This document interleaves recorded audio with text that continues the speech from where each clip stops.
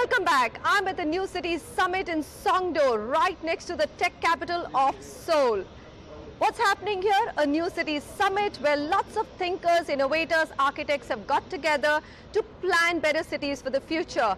I'm going to head into a panel discussion on how do you measure a city's well-being. So come along with me. Human experience is not a quantitative material, right? It is qualitative. And it's so hard to capture.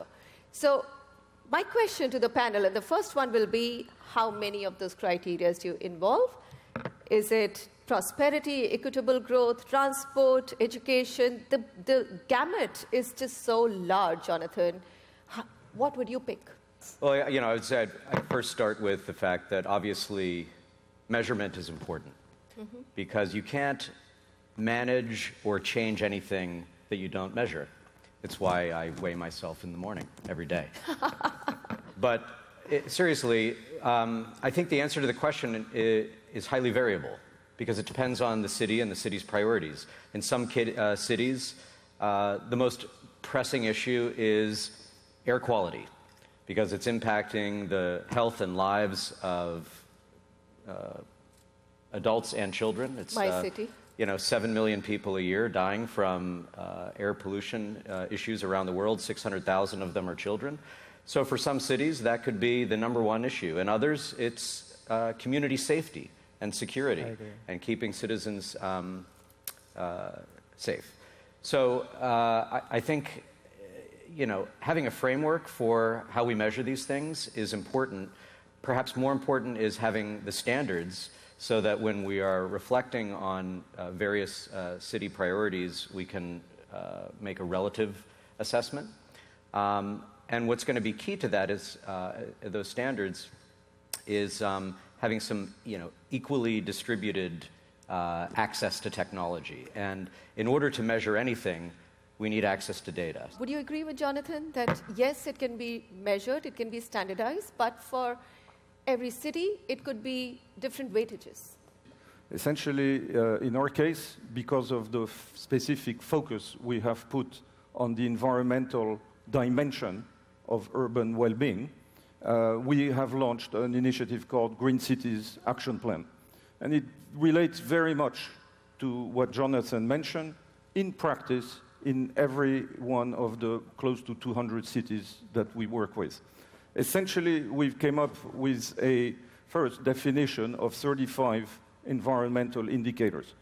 So out of these 35 indicators, we get the data. So that is the first part that Jonathan mentioned. The second part is really a hard part in which you essentially analyze against benchmarks, right? So we've worked with a number of international organizations to get the benchmarks for air quality, get the benchmarks for water quality, get the benchmarks on solid waste management. And then I would say the real hard part with the cities, because I very much agree with your point, it's the cities, each city that needs to decide for itself, is essentially to identify what are the priorities. Because in financial terms, all cities generally have 10, 20, 50 times the number of ideas that they can afford.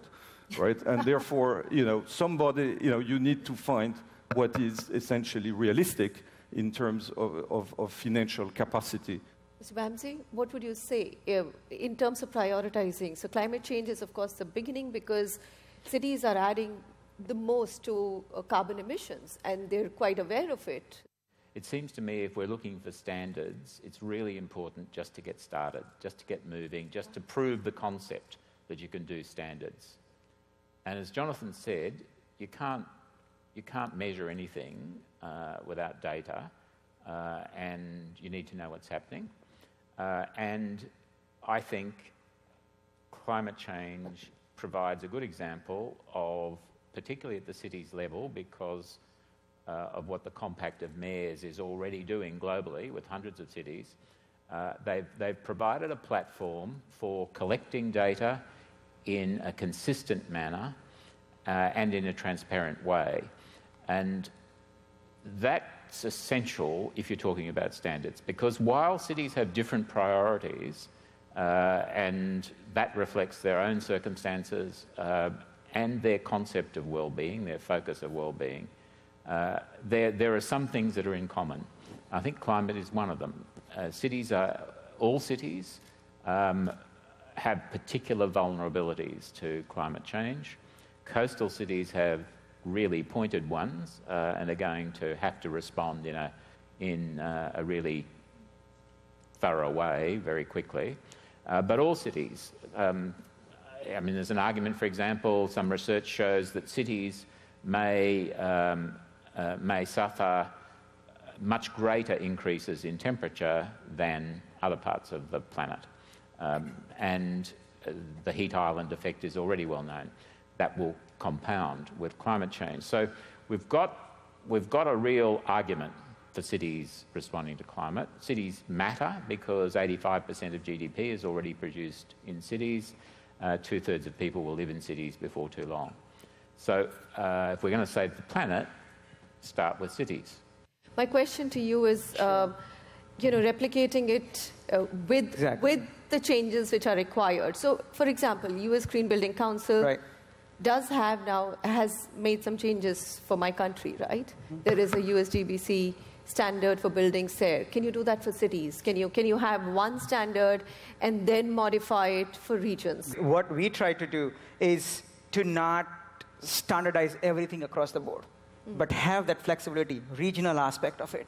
And we said, let's make that as a data discussion. So what all we talked in last few minutes is the premise that we are taking ahead and saying, how do we really work with cities in certifying them rather than standardizing them? Because now that discussion is a little different here. Right. We are saying, let's approach them where they are rather than telling them that meet this standard. We came up with 14 parameters, just 14 parameters, to compare world cities across the board, saying on all these aspects. We are saying, well, let's compare world cities on these 14 parameters. I think what Joshua was saying. And then let them choose and decide what they want to work on more. So we are offering them 250 more parameters to track their performance, compare themselves across the board. So that is the kind of data play.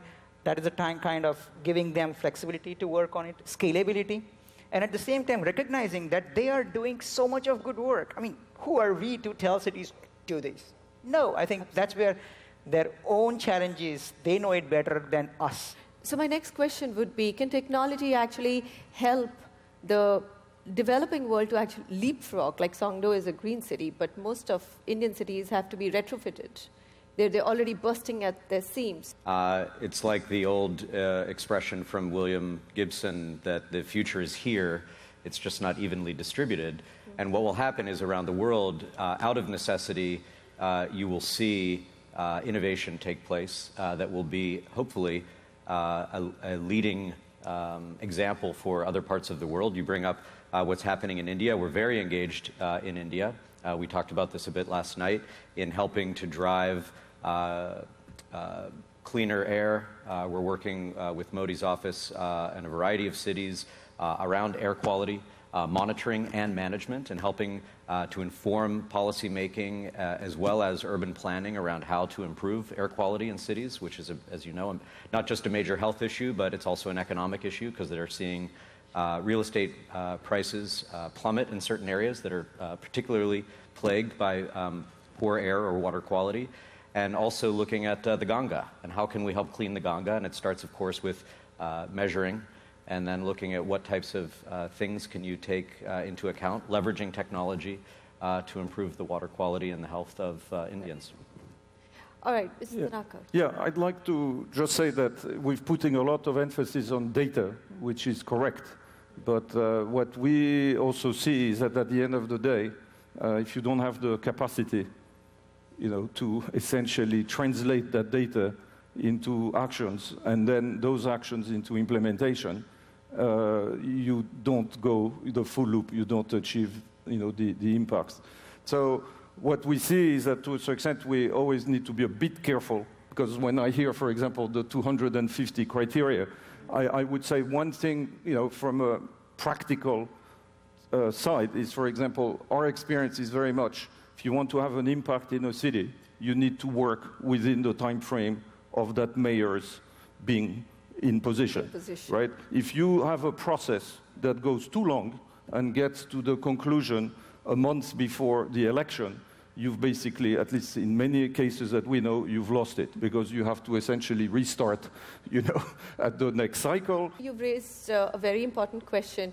Who should be responsible? This is a problem faced globally by all cities. The mayor's tenure literally decides the direction that a city is taking for achieving any parameters of well-being or making it more future ready. And with the change in power, you also have sometimes a 360 shift in where that city is moving, and a lot is lost. You've been a civil servant. Tell us, who should be responsible for a city's well-being? Well, it's always going to be complicated, isn't it? And I think there's one part of this that does need attention, because if you look at the research, it shows that cities can do their own thing very effectively, and they can leapfrog over problems that confound national governments. But it probably helps cities, particularly if we're talking about standards, if they work with a national government. So I think there's a shared responsibility, but for any city, that responsibility always attaches in part to the national government. All right, so you start at the city level, but you have to have a buy-in from the national government. Are we saying that? Yeah, I think so. And then there are many champions. So it depends who is the champion in the city for that purpose is very important. For setting that standard, at the same time data discussion, at the same time implementation. I mean, just to make a point here that in practical terms, again, I talked about mayoral terms. Okay, this is very much, I would say, fruit of experience. Some countries, actually cities, have quite a level of decision-making that they can make. In other countries, none. Everything depends on the center. So this is where I would say we can have a frame, we can have the standards that we started our conversation on, but then the game has many dimensions, and you need to understand the dimensions of each country and each city within those countries to resolve and bring solutions. It's been a wonderful experience to be in the city of future, Songdo, and to actually imbibe on all that the city is doing to make its citizens' life better. Well, as we in India embark on our 100 Smart City mission, there's a lot to learn. I'm going to just say goodbye for now and hope to be back here very soon.